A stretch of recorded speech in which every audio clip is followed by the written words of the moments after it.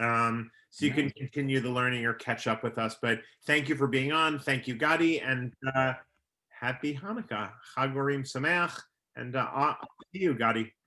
All right, Toda Rabba. Thank you, Rabbi. Thank you, everyone, for joining me through these sessions. It's been great.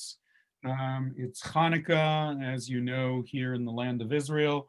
Yesterday, we played charades with everyone. They were supposed to act out these things.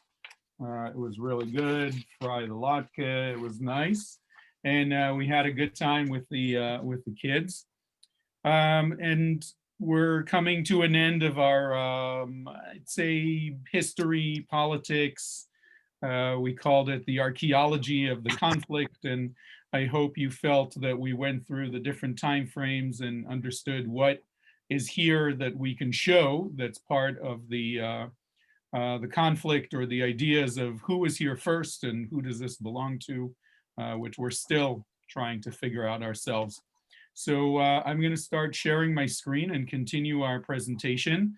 It's been a crazy 48 hours. Yesterday we had 6 different sessions of Hanukkah, and from different schools and adults and all kinds of other things. It was very, very exciting and lots of fun.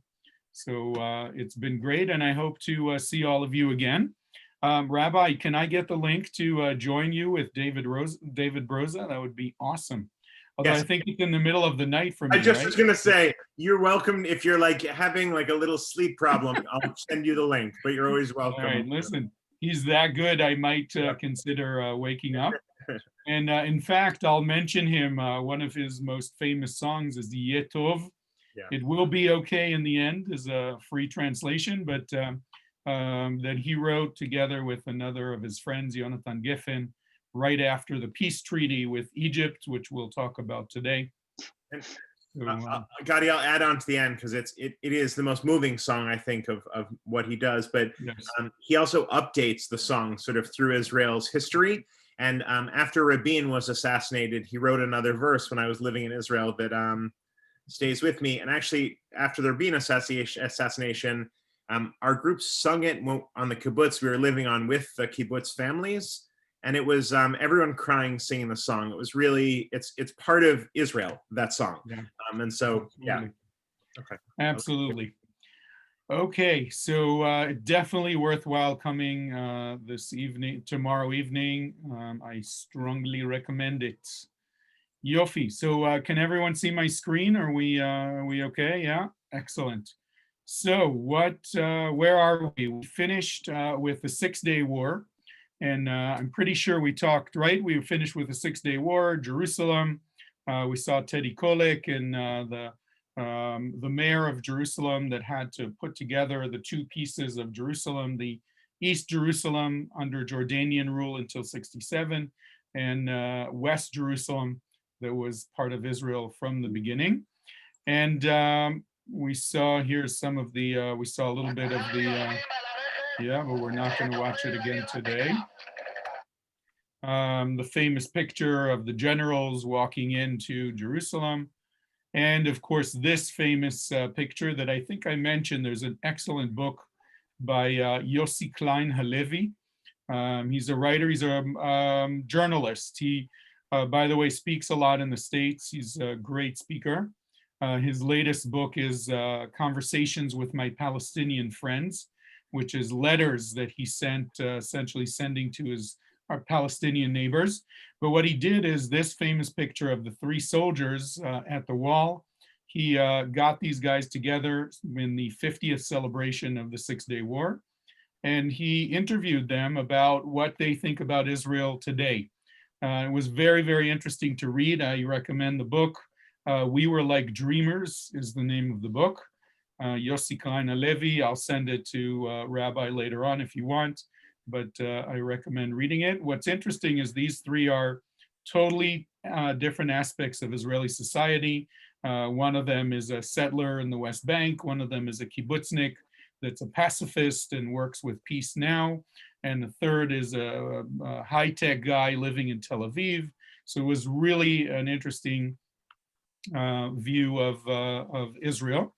And I pointed out, I think I showed this, that the modern map of Jerusalem, and this connects to where we'll end today, the orange line here, and really should be green because it's referred to as the green line, is the border between 1948 and 67. You can see the old city, this little black square over here. That's how small it is relative to the rest of Jerusalem. And the blue, the darker blue, is Jerusalem today.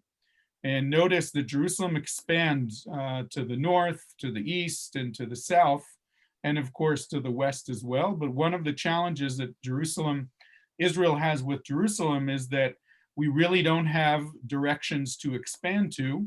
And many parts of Jerusalem today are actually in areas that are considered by the rest of the world as settlements, because a settlement is technically a building or a village or a neighborhood that's built on land that is disputed territory.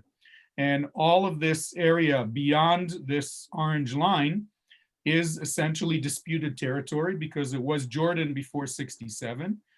Israel took it over, liberated, conquered, whatever your politics are, in 1967. And whenever you hear, and this is relevant even for the last few years and probably for the future as well, when there's the European Union is saying to Israel, you should stop building in the building settlements, or the American administration is saying to Israel that they want to put pressure on Israel to stop the building in the territories. Most of the time, they're referring to these neighborhoods of Jerusalem. Israel, on the other hand, our response is usually, these are not territories, it's not disputed territory. These are neighborhoods of the city of Jerusalem, and therefore no one in the world is going to tell us if we can build or not in our capital of Jerusalem. Back to the partition plan of 1947, Jerusalem was supposed to be an international city controlled by the United Nations, and therefore most of the world does not recognize Israeli sovereignty on Jerusalem, or these parts of Jerusalem at least, and even more so does not recognize Jerusalem as the capital of the state of Israel, which is why when the Trump administration moved the embassy to Jerusalem, it was considered a big move because other parts of the world, other countries saw this and understood that essentially the United States recognizes Jerusalem as the capital. I don't know if you know this, but the embassy move to Jerusalem was a hot potato that was passed on. Every 6 months, the president had to sign, I'm not sure what it's called, a waiver, whatever, something every 6 months to pass it on and continue the deciding not to decide about what to do with it. Starting from, you're ready for this, the Reagan administration. So from the Reagan, Bush, the father, and then Clinton and George Bush and all of that, through the Obama administration, every 6 months, the president signed a form that essentially put off moving the embassy. In fact, the American people own a piece of property right next to where my in-laws live in Jerusalem. It's a nice piece of property, actually, but it's been there for decades waiting for the American people to build an embassy there. And who knows, maybe it'll actually happen soon. Most Israelis felt that that was a good move and was the right thing to do in terms of recognizing the capital of Israel. Okay. Moving on, the Yom Kippur War, 1967, Israel, and this is very interesting. I actually did another presentation that I did a couple of weeks ago, and I've refined it, and I'm going to do it again, looking at different Israeli time periods through songs and poems. And when you look at Israeli music and Israeli poems from 67 to 73, Israel was on top of the world. We completely demolished the countries, the armies of the countries around us in 6 days, no less. We took over the entire Sinai Peninsula. We liberated Jerusalem.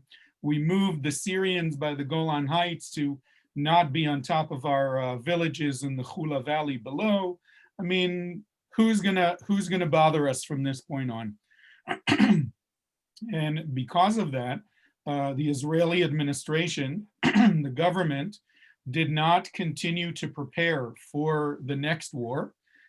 We were not ready to, we didn't believe that the Arabs around us would dare to attack us again after what we did to them in the Six-Day War. But we were, of course, surprised on Yom Kippur, the 6th of October, 1973. Many of you on this call probably remember when this happened. I was a young kid. I sort of vaguely remember my dad putting on his uniform and going into reserve duty. But Israel was attacked and surprised. Why? Because we didn't think that this would happen. And the Egyptians and the Syrians made a pact. Gamal Abdel Nasser, the president of Egypt, and Hafez el-Assad, the father of the dude that's there today, made a pact, essentially a protection pact, but they also conspired to attack on the holiest day for the Jews, not just on the holiest day for the Jews, but after we've been fasting for most of the day already. It was on the 2 p.m. on Yom Kippur itself. In other words, we started fasting the evening before, and Israel, that was so full of itself, and the army was so sure that nothing's going to happen, that we let most of the regular army go home to mark Yom Kippur with their parents. And on 2 p.m. on the 6th of October, bombardment from the Golan Heights. The Egyptians were practicing this and brought over barges to cross over the Suez Canal. And they essentially invaded into the Sinai Peninsula, and the Syrians invaded into the Golan Heights. And Israel, for 72 hours, was very fearful for the continuation of the state of Israel. In fact, the Secretary of Defense at the time is Moshe Dayan, the guy with the patch, and he came into to his position only a couple months before. The prime minister was Golda Meir, the first woman prime minister in the region and in a lot of other countries. And they both were, there's a whole argument still 40 years later in Israel about whether or not the top big shots knew what was going on and whether or not the army intelligence passed on the information the way they should have in order to tell them that war is about to start. But the bottom line is that for 72 hours, the big shots of Israel were feeding information to the public, and we have this on tape, Golda Meir going on the radio and the television and saying, we were attacked, we're holding on very well, Tzahal, the Israeli army, is strong, the people of Israel are strong, we're going to prevail. When in fact, in the meetings that were going on in the Pentagon equivalent in Israel, there were considerations of, you ready for this, using the atomic bomb that Israel officially does not have in order to stop this attack. Moshe Dayan, the Minister of Defense, used the term Churban Bait Shlishi, the destruction of the third temple. As you know, there is no third temple, but he was referring, of course, to the state of Israel. They were in such dire straits that they were considering using our nuclear weapons against the enemy. That didn't, what's that? I just was going to ask, you have the picture sitting in the window of the series Valley of Tears. Are you going to? I'm going to talk about it in a minute, yeah. Okay, great. I was curious of how Israelis are receiving it. Yeah. So Israel was surprised for 3 days, essentially 72 hours. The Egyptians and Syrians were invading. Why is 72 hours so important? Because most of the Israeli army is reserve duty people like myself. I'm already an Eltekacher, I'm not in reserve duty, but people in their 20s, 30s, 40s are still in the army. And it takes time for these folks to get to the front lines. And eventually we were able to push back the Egyptians all the way back through the Sinai Peninsula and even take over. You see these darker red spots here that are on the other side of the Suez Canal. In other words, Israel, the Israeli army already crossed into Egypt. We were 100 kilometers, about 60 miles from Cairo. And in the Golan, you can see that there's a little dark brown piece here where Israel actually was able to push forward into the Golan Heights, about 40 kilometers from Damascus. That's about 25 miles from Damascus. We were almost at the outskirts of Damascus. This was a taboo for many years in Israel. We did not talk much about the Yom Kippur War. It was seen as a failure. In fact, to this day in Egypt, they have a October War parade. It's a big deal. It's considered for them the victory, where even though at the end we were able to push them back and they did not gain the land that they were hoping to gain, there's a big parade, celebrations, and they see it as a win for them. In fact, the president, Anwar Sadat, was assassinated during one of these parades. I don't remember the year exactly. I want to say 1982, but I might be wrong. But we were basically, we see this as a big failure for Israel. 3,500 Israeli soldiers were killed compared to about 230 in the Six-Day War. And the Valley of Tears, this series that just came out that I think we mentioned already on HBO Max, whatever that means by you guys, is a series that just came out literally in the last few months. And it focuses on, it opens up a lot of wounds that many Israelis would not want to open. And it really got many of the soldiers that were in the war to open up, to be interviewed on TV, to talk to their children and grandchildren about the events that took place. As a result of this war, Israel started recognizing PTSD and starting dealing with these issues. Remember that in the beginning, Israelis, the Sabra, the standing tall with the chest hair coming out and the lots of big hair and all of that, we were not allowed to cry. We're Israeli machos. So that really changed a lot during the during these years. And the Valley of Tears is I think it's an excellent series. But what's interesting, it's the first season and it focused on the Golan Heights. The next season, which I think they either produced already or they're working on, is going to focus on the war on the Egyptian front, because Israel was really squeezed between two fronts and the army had to be split up in order to deal with these invasions. Anyway, after the Yom Kippur War, about 3.5 weeks of war, Israel was able to regain all of the territory that it had. But what it did do is it led the Egyptians to recognize that through war, they're not going to be able to take over the land that they lost, the Sinai Peninsula.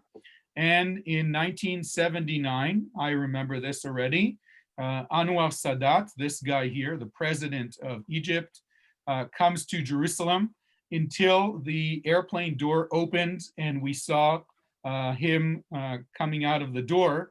Some Israelis thought this was a ploy, that the airplane is going to be rigged with explosives and all kinds of conspiracy theories. But he did show up and he spoke in the Israeli Knesset, in the parliament, and that was the beginning of a new era. So Golda Meir, who was the prime minister after the Yom Kippur War and during the war, met with Anwar Sadat. And it's interesting because she met him face to face in the negotiations post Yom Kippur War. And in his memoirs, Sadat writes that she was the toughest negotiator he has ever sat with in the negotiation table. He called her the old lady, and she jokingly called him the old man. And when he came to Jerusalem for the peace treaty, This is actually them exchanging gifts for their grandchildren. So there was some kind of a relationship that developed between them. And she was still alive and around to be able to, she wasn't in power anymore, but she was there to meet him and to see the peace process that was signed with Egypt. As I said, Golda Meir was not the prime minister because in 1977, oh, I didn't put the date here, 1977, the Likkud takes over in Israel. And this is very important because from the creation of the state of Israel until 1977, so about 30 years, the party that was in power predominantly, without any contenders almost at all, was led by David Ben-Gurion, the first prime minister, and it was the Labor Party, the Ma'arach, Mapai, Mapam, doesn't matter, different names, but the bottom line is, after the mess up and the disaster of the Yom Kippur War, many Israelis saw that the Labor Party was too smug, was not really connected to the people. And this guy, who was always in the opposition, some of you might recognize him and know who he is, Menachem Begin. He became prime minister. He won for the first time in the elections. And the Likkud party, essentially the party that Benjamin Netanyahu heads today, were able to take power and become the main party in the Israeli Knesset. And that was important because in many ways, Sadat also saw this, the president of Egypt, and figured that there's a change of way of looking at things. And he approached Menachem Begin, and the rest is history. And here's the peace treaty that was signed. This is the Camp David agreement, President Jimmy Carter, 1979. And in 1982, by 1982, Israel gives back the entire Sinai Peninsula. That was part of the agreement. It's a demilitarized zone. In other words, Egypt is not allowed to put any soldiers in here. And the commitment that the Suez Canal and down here at the bottom by the exit from the Gulf of Eilat, Egypt will commit to allow Israeli shipping. Beyond that, there's a lot of tourism that went from Israel into Egypt. Very little Egyptians coming into Israel. There are some, even today, Egyptian tourists, obviously BC, before COVID. And it's mostly, interestingly enough, Christians, the Coptics that came to visit in Jerusalem, very little Muslim visitors at all. So that was 1979, 1982, Israel withdraws from the Sinai Peninsula. By the way, we found oil over there. We built airports, a lot of infrastructure that was handed over to the Egyptians. And part of the agreement, by the way, was that Egypt will provide oil to Israel from those oil wells that were found. Next, 1982. I'll start even before that and say that after the Six-Day War in 1967, there is a Palestinian Liberation Organization that's created. It's actually created in 1965, but we won't get into that. Led by a guy named Yasser Arafat. We'll see his picture soon. And Yasser Arafat, after Israel takes over the West Bank area in 1967, he goes to Jordan and sets up camp in Jordan, training his freedom fighters, as he called them. And they were infiltrating into Israel from 1967 through 1970. Israel saw Jordan as responsible for all of this and attacked Jordanian infrastructure to make sure that King Hussein of Jordan understand that he needs to control the Palestinians and not allow them to come into Israel. As a result, on September of 1970, King Hussein decided that he's had enough of this. And he, on September, in a couple of weeks essentially, kills a few hundred Palestinian operatives, forces Yasser Arafat and his big shots to leave Jordan. This is known as Black September. And these guys go through Syria. They want to set up camp in Syria. Hafez al-Assad, the Syrian leader, says, no way. You guys are not going to cause trouble for me. And they continue and enter into this country known as Lebanon.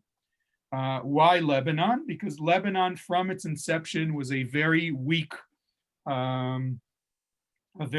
country. There were a lot of issues between the different populations in Lebanon. It's essentially 1/3 Muslim Shiite, 1/3 Muslim Sunni, and one-third is divided between mostly Christians and a little bit of Druze. And these three denominations really don't get along with each other. They have the craziest constitution. That one of the crazy issues there is that there's a requirement that the president will always be a Christian, the prime minister will always be Muslim, and the parliament has to be divided according to the population numbers. Long story short, Yasser Arafat and the PLO understand that they can do whatever they want here, and they set up shop along the border with Israel. Now notice this blue line over here. This is the Litani River, and you can see that there's a bend over here. It's called the knee or the bend of the Litani, and from here it goes north. In this area, the PLO was essentially setting up camps and attacking Israeli villages along the border. I grew up right over here in the corner, literally almost in the white in Lebanon, 2 miles from the Lebanese border, a mile from the Mediterranean coast, beautiful area. But I remember as a kid, we were fired upon rockets from the PLO. We were in the shelters quite a bit. And 1982, Israel decides to go into Lebanon and push these PLO operatives to at least 40 kilometers farther north. Why 40 kilometers? That's about 25 miles, because that was the range of the PLO rockets that they were firing on Israel. By the way, some horrible events, the attack of the school in the city of Ma'alot, which is right about here. Some PLO operatives took over a school. The Israeli Delta Force trying to break in didn't really do a very good job. There were a few dozen people that were killed. Some of them were teachers. Not a good time in Israeli society. Kiryat Shmone, which is a town right over here, was heavily bombarded throughout those years. Nahariya, which is on your map, was also heavily bombarded by the Palestinian, the PLO. And in 1982, the Israeli army breaks in, and we essentially go beyond the Litani River, and we were supposed to stop over here. I say supposed to because the person in charge was Menachem Begin, the prime minister. The Secretary of Defense was a guy named Ariel Sharon. And it turns out, we know this later on from all kinds of inquiries that were done, that Ariel Sharon, the Minister of Defense, didn't quite tell Menachem Begin, the prime minister, what he's planning to do. And Sharon wanted to completely get rid of Yasser Arafat and his people and force them to leave Lebanon. So his plan was to get all the way to the capital, Beirut, and more importantly, to capture a very important road that goes from the city of Damascus, more or less over here, along this purple line, and eventually get to the city of Beirut. It's a main highway in Lebanon. And in fact, the Israeli forces got all the way to this road. And this was a big issue for Israel. Many Israelis were not happy with what was going on. And here is a picture, one of the more famous pictures of an Israeli, this is a Crusader fortress in the background. and it's right here by the bend of the Litani. And whoever controls that big fortress, which was right on top of a hill, controlling all of the movement in this eastern side of the border between Israel and Lebanon, the Golani Infantry Brigade fought bitterly for 3 days to capture this from the Palestinians, and 35 Israeli soldiers were killed. And at the end of this, Sharon brought Menachem Begin, the prime minister, to come and see how the war is advancing. Notice that Begin is held up by his secretary, this guy over here. Begin was very frail at this point. He was not in good health. Some say that he was really not involved almost at all at this war. And the bottom line is that after Israel took over all of this area, within a few months, Israel retreated to this line over here that you see, essentially the line along the Litani River, and another addition over here. And we remained inside this area for 18 years until the year 2000. Why did we remain here? Because we wanted to make sure that the Palestinian Liberation Army will not come back into these areas, and to create a buffer zone so that our borders will be protected. The First Lebanon War is also known as Operation Peace for the Galilee, which was the official name. And I served in the army from 1988 to 1993. And I remember being in Lebanon. The only way to get in and out was convoys that were essentially 5, 6, 7 trucks with armed escorts that were going through. And it was very difficult to go back and forth. And some of the soldiers were up in these right at the edge of this buffer zone. And the result of this invasion of Israel into Lebanon created two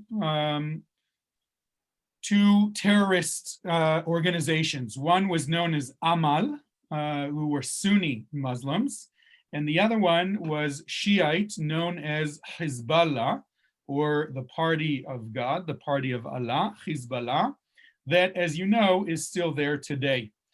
Eventually, Amal is disarmed by the Lebanese government, but Hezbollah is still here in this area on the Israeli border.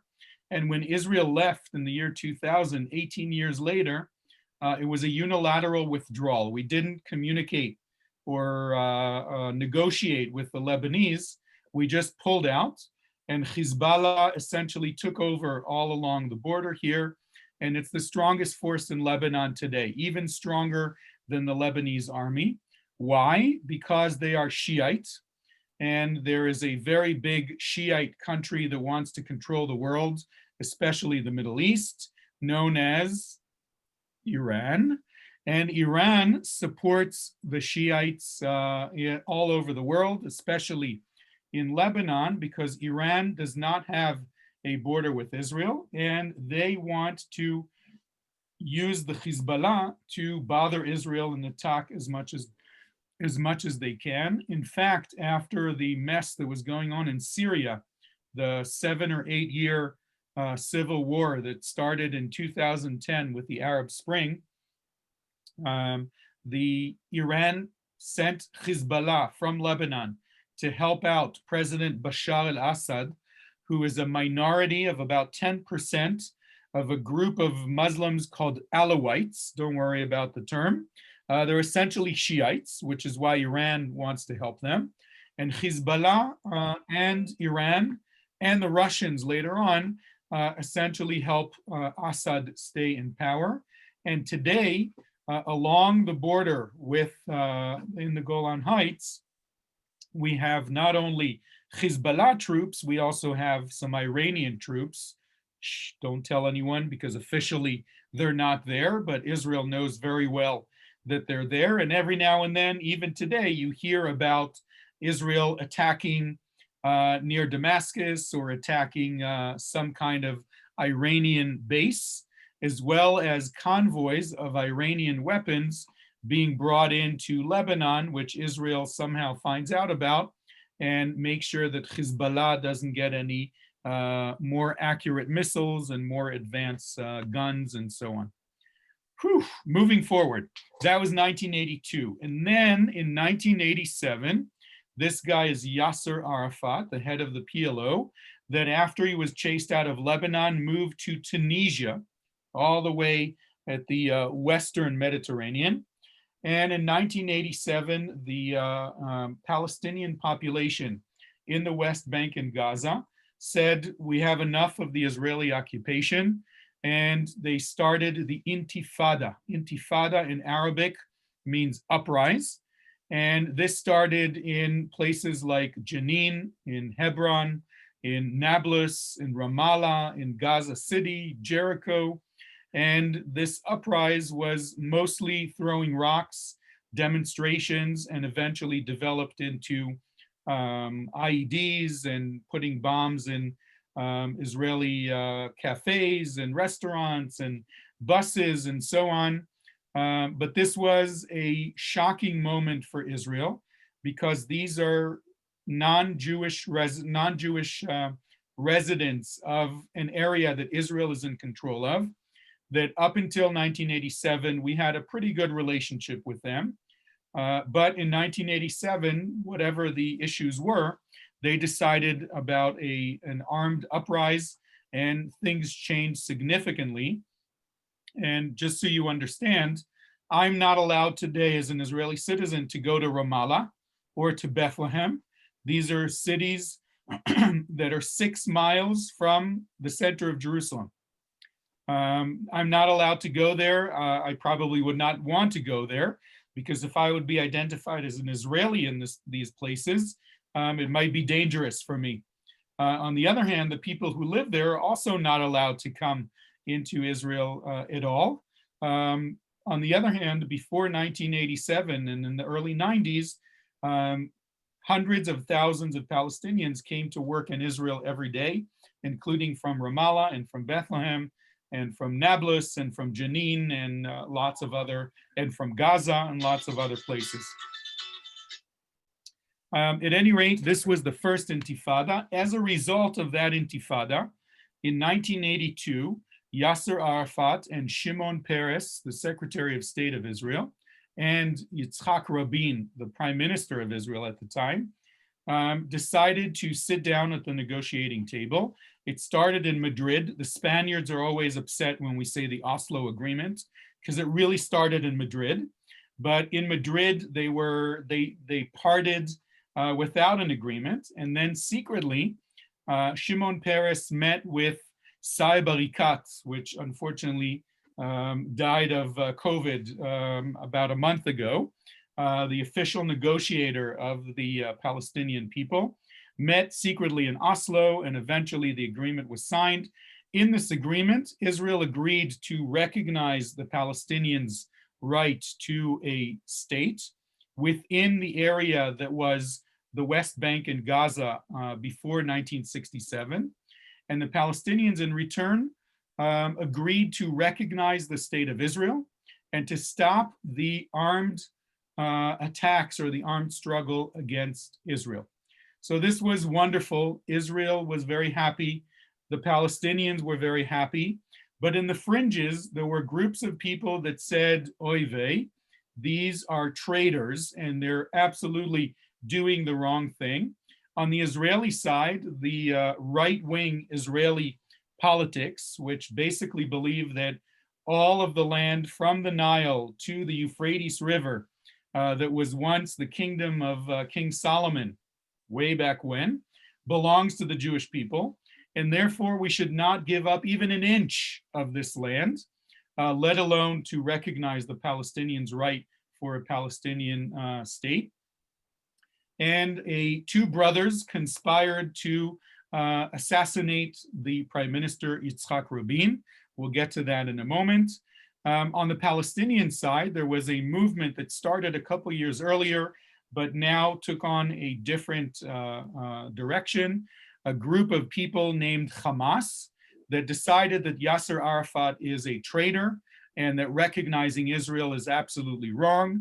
And they continued the armed struggle against Israel, car bombs and buses exploding and attacks on Israelis and so on, all during the time where in 1994, the implementation of this peace process was going on. Israel withdrew from the center cities of the big cities in the West Bank, and the Palestinians created what we know today as the Palestinian Authority, essentially their own government that rules the people about 20% of the area of the West Bank and Gaza. And in that 20% of the land is more than 80% of the population of the Palestinians. So a lot of times when people say to me, the Palestinians need to get their own state, my response a lot of times is, the Palestinians have had their own state for 25 years now. It's not the best case scenario, but there is a Palestinian independent state, not recognized yet by the world, but there is such a thing already in place. Here's a very convoluted map of the way this first stage was implemented. This is from 1994 until today, because unfortunately, we'll get to that in a moment, the Prime Minister Yitzhak Rabin was assassinated on the 5th of November, here it is, 4th of November, 1995. And he was assassinated by two brothers that felt that the only way to stop this craziness is to assassinate the Prime Minister, and that way stop the process of giving over land to the Palestinians. It happened during a big peace rally that was in Tel Aviv. You can see the picture of the people over here, hundreds of thousands of people. And right after that peace rally, this assassin, a Jew, an Israeli Jew, assassinates Prime Minister Yitzhak Rabin. But let's go back to this picture. The yellow areas that you can see are under Palestinian Authority, known as Area A. Now, notice, as I said, it's about 20% of the total land, and all of the big cities are inside the yellow area: Nablus, Jenin, Jericho, Ramallah, Bethlehem, Hebron, and so on. The Gaza Strip is not in here. We'll see that in a moment. The brown area is called Area B. That is administratively, people who live here are under Palestinian Authority control, but security-wise, it's under Israeli rule. Did I say complicated yet this evening? So this is complicated areas. Of course, there's a lot of friction between Israel and the PA, and the Palestinian Authority. And all the blue area is Area C, fully controlled by Israel. There are about 500,000 Israeli citizens, Jews, that live within the West Bank. And those guys are in the, you can see the blue dots. And those are Israeli citizens, just like myself. And they are all, 100% of them, in Area C under Israeli control. There's only 10% of the Palestinian population that live in Area C under Israeli control, but technically they are citizens of the Palestinian Authority. Did I say complicated yet today? It was supposed to continue into phase 2, where Area B would become Palestinian Authority, and eventually 98% of all of this was supposed to become Palestinian state. Never happened because the assassination of Rabin took place. 6 months after the assassination, there was elections, and a new up-and-coming force in the Likkud party by the name of Benjamin Netanyahu became prime minister. And he basically said, we are not going to continue with this agreement. It's bad for Israel. Someone is unmuted. If you can mute yourself, I would appreciate it. And from that point on, we're essentially stuck in between phase 1 and phase 2 of what's going on there in the Palestinian Authority. The year 2000, I forgot to mention peace treaty with King Hussein with Jordan, the best and most, the warmest, as we say in Hebrew, peace process today between Israel and Jordan along our eastern border. We tried to give the Palestinians, some of the Jordanians, some of the West Bank and the Palestinian areas. Jordan does not want them. Why? Because Jordan is a kingdom. Its official name is the Hashemite Kingdom of Jordan. It's a Bedouin kingdom. The followers or the people of King Hussein, who passed away a few years ago, his son, King Abdallah II, is in charge. 20% of the population are Bedouin. The other 80% have relatives in the West Bank, and they're Palestinians. And Abdallah is very, very, very worried. If he absorbs the West Bank, he'll have a lot more Palestinians, and perhaps he would lose his control. He survived the Arab Spring in 2010, and since then he's been making a lot of concessions and relinquishing all kinds of power takes to the parliament and the people in order to stay in control and to be able to control his country. So they don't want, Jordan does not want the Palestinians as part of their country. 2000, September, this guy, Ariel Sharon, remember him from the 1982 war. He's now the Secretary of Defense once again, and he goes up to the Temple Mount area to assert Israeli sovereignty over the Temple Mount. And this sparks, news travels all around the Arab world, and this sparks the second Intifada, also known as the El Aqsa Intifada, which El Aqsa is the name of the Muslim mosque that's up on the Temple Mount. And this is a big balagan, a big mess. Again, Hamas, PLO, that is now officially in peace with Israel, attacks on Israelis. There's a lot of pressure to get the Palestinian Authority to curb the Hamas, somewhat unsuccessfully, but eventually 3 years later, around 2003 and 4, the whole thing sort of dies down, but at a terrible cost of thousands of civilian casualties, both on the Israeli side and on the Palestinian side. One of the things that Israel realizes that we need to do is that most of the attacks on Israeli cities and buses come from the West Bank. So what we do is we create what we call a security fence, or a separation barrier is sort of the objective way to call it. Notice that the beige area and the darker brown line is the border between Israel and Jordan, 1948 to 1967. The separation fence that's built, you can see the red, very, very convoluted, goes in and out for all kinds of different reasons, but it's essentially a barrier that anyone coming into Israel is checked in a checkpoint to make sure that the bad guys don't come in and blow up Israeli citizens. On the Israeli side, it was a success. It lowers the amount of successful Palestinian attacks on Israel.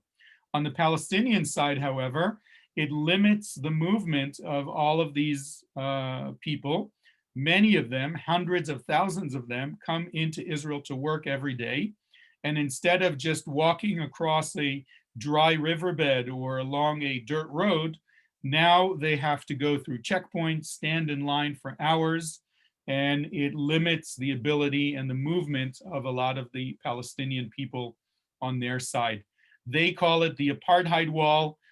We call it the security fence. It's actually only 10% of it is a wall, especially in cities like Jerusalem or Bethlehem or in those areas. But this is still in place. And as far as Israel is concerned, it's a success. For the Palestinians, this is not such a good thing that happened to them. 2005, Israel decides to unilaterally withdraw from the Gaza Strip. What does that mean? Meaning that we did not negotiate with the Palestinians at all. we just decided that these blue areas that you're seeing that are Israeli settlements, Israeli villages with roughly 15,000 residents, are controlled by Israel. The Israeli army is putting a lot of effort, soldiers, money, in order to protect these folks living in here. The Prime Minister, Ariel Sharon, decides to unilaterally withdraw, and Israel completely withdraws from the Gaza Strip, which, by the way, is very small. This is about 8 miles wide over here. Over here, it's about 15 miles and only about 40 miles long. We're talking about a very small area with close to we're not sure, but between 2 and 2.5 million people living in these areas. And today, this area is fully controlled by the Palestinian Authority. However, Israel withdraws in 2005. In 2006, Yasser Arafat, the chairman, president of the Palestinian Authority, dies. Some say he was poisoned. I won't get into that. He's not there anymore. There are elections, and the person who comes in instead of him is a guy named Mahmoud Abbas, also known as Abu Mazen. And he wins the elections with a landslide. 75% of Palestinians vote for him as to be the big shot. However, 6 months later, there's separate elections for the Palestinian parliament. And there, Hamas, who became a political party as well, did a very interesting thing. They ran as one party, whereas the PLO allowed different candidates to run separately and not as a PLO party. Hamas wins 70% of the seats in the parliament. That means that it's like a Republican president and a Democratic Senate. There's no way to move things forward. Mahmoud Abbas decides he's changing the constitution in order to take away the power from the parliament. Hamas says, no way, Jose, we're not letting you do that. And on the 2006, towards the end of the year, they have a coup, a takeover of the Gaza Strip. They kill about 200 PLO, Palestinian Authority supporters and operatives, and essentially rule the Gaza Strip. This means that today, Israel has 2 Palestinian authorities that we're dealing with. One in the West Bank, mostly controlled by the Palestinian Authority, Mahmoud Abbas, Abu Mazen, and the Gaza Strip controlled mostly by Hamas. Hamas, much more radical, not recognizing Israel. And for years, since about 2005, Hamas is firing rockets at Israel. And this map over here, we'll get to Gilad Shalit in a moment, shows you the range of the rockets of Hamas that are getting better and better. Iran, oddly enough, is helping Hamas by bringing in supplies through Egypt. This is in past years, not so much anymore. Even though Hamas are Sunni Muslims, Iran was giving them lots of money and lots of military equipment because they were against Israel. The enemy of my enemy is my friend, and therefore Hamas was funded heavily by Iran. The different colors of these spectrums here are the amount of time that you have to run for shelter when a rocket is detected when it's fired from the Gaza Strip. So the yellow area goes anywhere from 7 seconds to 15 seconds. The darker orange here is already 15 to 20 seconds. And the red area over here, even more, which basically means that you have close to a minute to find shelter when you hear the alarm.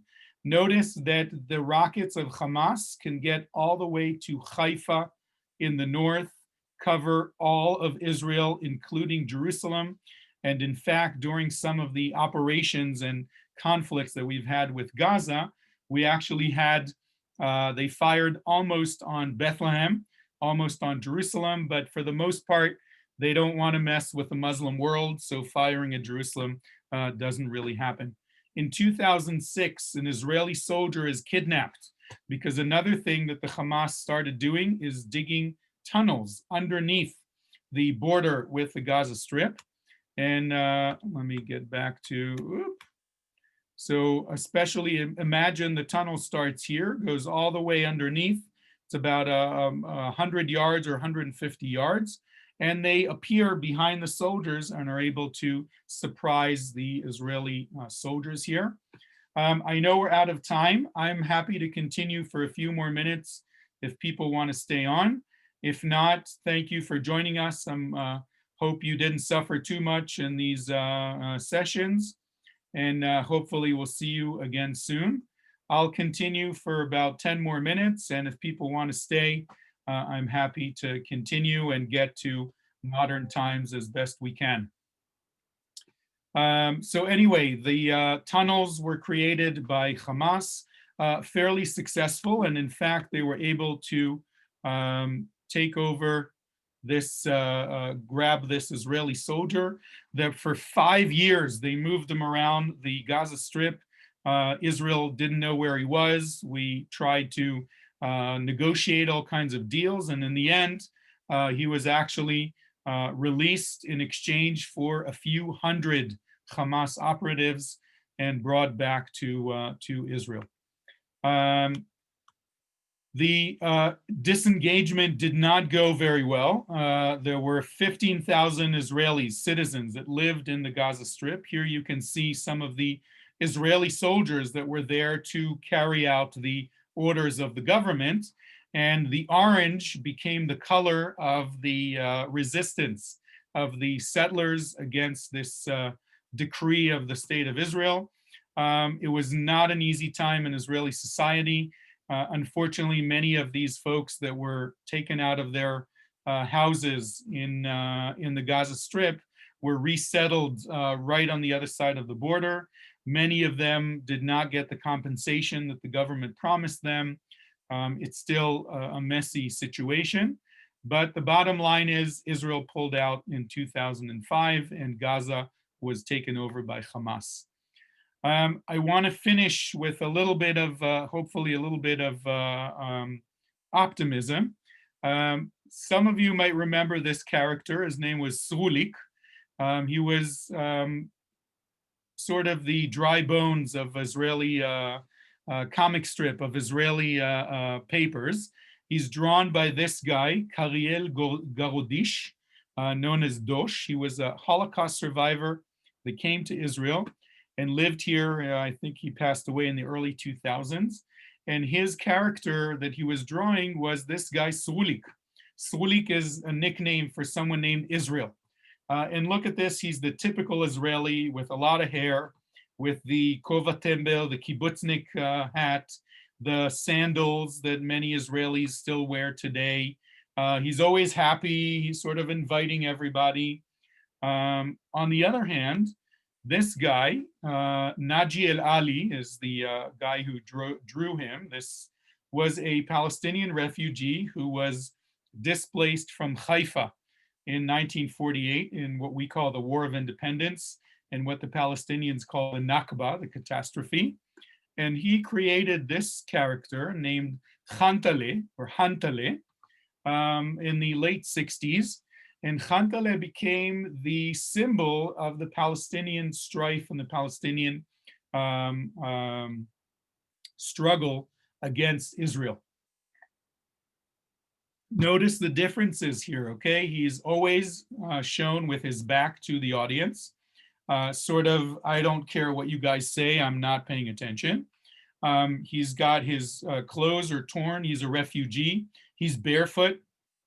And in all of the political satire and caricatures that Naji El Ali drew, Khantale is drawn like this, and he became a symbol of the fight of the Palestinians. A few years ago in Tel Aviv, which is very much part of street art and graffiti and all of that, an Israeli graffiti artist invited a Palestinian graffiti artist from Bethlehem Both of these guys who drew these characters are not around anymore. But in honor of them, the Israeli graffiti and the Palestinian graffiti artists drew Srulik and Khandaleh, hand in hand, walking off into the sunset, sort of, can't we just agree to disagree and live together, two people in one land, and be able to live together peacefully. The name of the artist, by the way, is Kislev. This is his little logo over here. But of course, we're not there yet. One can hope, but I truly hope that we can end this session of wars and lots of different killings and things that were going on with an optimistic view. I can tell you that many generations in Israeli society would always tell our children that when they grow up, they will not need to serve in the army. Unfortunately, I'm 50. I was told this when I was a teenager. I'm probably going to say it to my children. And unfortunately, we're still in that situation. And if we don't educate our children to realize that the other side, even though if they're an enemy, they're still people, they're still human beings, and that shooting up each other and blowing up each other is not the way to solve things, but rather to negotiate and figure out a way to resolve all of this. Are we close to a resolution? Probably not. Is it going to happen in my lifetime? Who knows? But we are living in an area with in a neighborhood that many of our neighbors don't like us. And unfortunately, we've gone through a lot of wars in order to assert our ability to protect ourselves and to show the world that we're still here. A lot of it, by the way, with the help of Jews from North America and from other parts of the world that I hope feel the connection to Israel, even though we do all kinds of things sometimes that you guys are not too happy with. I hope you consider Israel as a place that belongs to all of you and you can connect to. I like to always end with that Israel, for Jews who live outside of Israel, I offer the idea that you should look at Israel as a sibling, as a sister or a brother. We love our siblings unconditionally. Sometimes we're very proud of them and of what they do and what they represent. And sometimes we're so angry at them that we're willing to completely disown them and say, you're not part of the family anymore. But they're still our siblings and we still love them because we're all part of the same family. So hopefully that's the way all of you can see the state of Israel.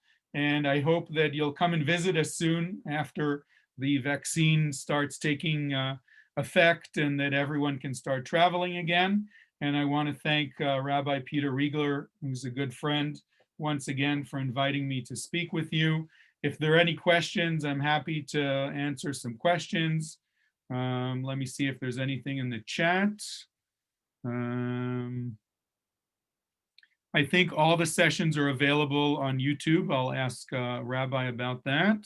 Gadi, yes, they are. We're putting them up. They're all up on our YouTube page. And if you're not sure how to find it, email me and I'll be happy to send them over to you. So they are Great. up there. Yep. Thank you. And yes, Israeli dancing songs changed from 67 to 73. Absolutely, very different. How were Israelis about to turn the war around? We're talking about Yom Kippur, I'm assuming. It was basically the reserve duty. About 3/4 of the Israeli army, even today, are reserve duty people. The registered army, the whatever that's called in English, the enlisted army is about 15 to 20% of the force of Israel. So when the reserves finally arrived, they were able to push back the enemy with great casualties, but were able to push back. Okay, Marissa, I'm sorry, I just saw your message right now. That's okay. But I see you figured it out. Very good. How does Israel feel about the normalization with surrounding countries that is going on? So that's a fascinating question because how do we feel about all of these peace treaties?